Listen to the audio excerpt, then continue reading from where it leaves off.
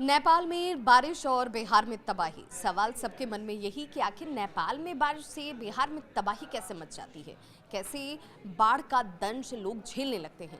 तो आपको बताते चलें कि नेपाल में लगातार हो रही बारिश ने बिहार के कई जिलों में खतरे को अब इस तरीके से तस्वीरों के जरिए लाया है, वो डरावनी है। वो आपको ये बताने के लिए काफ़ी है कि इसका समाधान बहुत जल्द होना चाहिए, नहीं तो हर बार साल दर साल यही विभीषिका इन ज़िलों में रहने वाले लोगों को उठानी पड़ेगी, जिसमें लोगों का घर बार चला जा रहा है, जिसमें लोगों की गाढ़ी कमाई से सपनों का आशियाना बह जा रहा है, लोगों की खेत बाड़ी चली जा रही है, ज़मीन के ज़मीन जो हैं वो ज़मींदोज़ हो जा रहे हैं। तो ऐसे में ये सवाल सभी के मन में है कि आखिर इसका समाधान कब और कैसे होगा। बाढ़ और बारिश से जिस तरीके से तबाही मची हुई है, सीमावर्ती जिलों में कई स्थानों पर नदियां इस वक्त खतरे के निशान के पार जा चुकी हैं और कई जगहों पर या तो खतरे के निशान से ऊपर हैं या फिर खतरे के निशान के आसपास ही हैं। नेपाल में 1968 के बाद इतनी बारिश जो है वो इस बार ही दर्ज की गई है।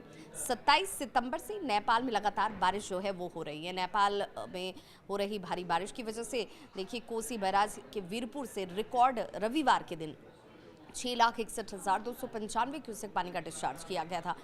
इतना ज़्यादा पानी कि बराज के ऊपरी लेवल तक ये पानी जो है वो सट रहा था, टच कर रहा था। गंडक बैराज में लगभग उतना ही पानी छोड़ा गया और इसके वजह से बिहार में कोसी हो, गंडक हो, बागमती हो, बूढ़ी गंडक हो, कमला बलान हो या फिर महानंदा के साथ गंगा जैसी नदियां हों, वो उफान पर आ जाती हैं।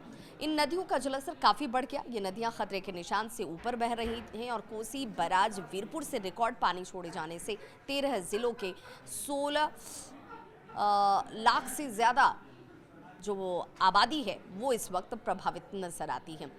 जो भारी बारिश हुई है उसकी वजह से पहले से ही बाढ़ जैसे हालात बने हुए थे, लोग उससे तो दो चार हो ही रहे थे और अब 1968 में कोसी बैराज से वीरपुर के 7.88 लाख क्यूसेक पानी छोड़ा गया था। उस वक्त वो सबसे ज़्यादा उसे माना जाता है कि उस वक्त हालात बने थे जब तकरीबन 8 लाख से थोड़ा ही कम पानी जो है वो छोड़ा गया था और उस समय भी बिहार के कई ज़िलों में तबाही मच गई थी।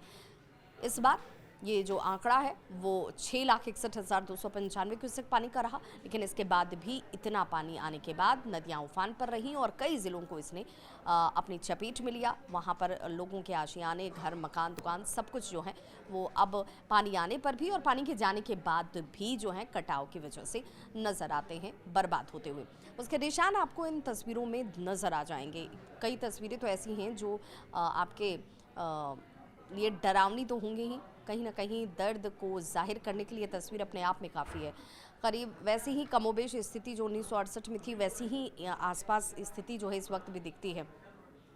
इन दिनों कोसी की बात कर लीजिए, गंडक की बात कर लीजिए, गंगा का पानी पश्चिमी और पूर्वी चंपारण, गोपालगंज, अररिया, सुपौल, कटिहार, पूर्णिया और कई अन्य जो ज़िले हैं, 13 ऐसे ज़िले हैं जो इस वक्त प्रभावित हैं इस बाढ़ के पानी की वजह से। और इन ज़िलों में इस पानी का प्रवेश होने के बाद अलग अलग इलाकों में तकरीबन ये माना जा रहा है कि जो बारिश भी हुई है वो तकरीबन 780.3 मिलीमीटर बारिश दर्ज की गई।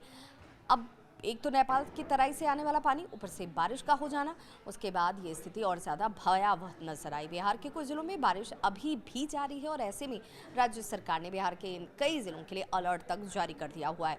मौसम विभाग ने भारी बारिश का पूर्वानुमान पहले से जताया हुआ था। नेपाल से आने वाले पानी ने इस परेशानी को और गंभीर बना दिया। हालांकि इस वक्त बहुत सारे कम्युनिटी किचन चलाए जा रहे हैं, लोगों के बीच सूखा राशन पहुंचाया जा रहा है, पॉलीथीन शीट्स दिए जा रहे हैं। लगातार सरकार मॉनिटरिंग कर रही है, नज़र बनाए हुए हैं कि कहीं पर किसी तरीके से लोगों को परेशानी का सामना न करना पड़े। लेकिन चिंता का विषय ये अब भी बना हुआ है। धीरे धीरे हालांकि नदियों के जलस्तर में थोड़ी कमी आई है जैसे जैसे बराज का पानी कम हुआ है, लेकिन देखना होगा कि लोगों के आशियाने जो बह गए उन लोगों को राहत किस रूप में मिलती है, कब तक मिलती है। इस खबर पर आपकी क्या है राय? क्या आप इन 13 जिलों में से किसी ज़िले से आते हैं? वहाँ पर क्या है स्थिति? कमेंट के जरिए बताइएगा ज़रूर। मैं आपकी होस्ट और दोस्त विभा उपाध्याय।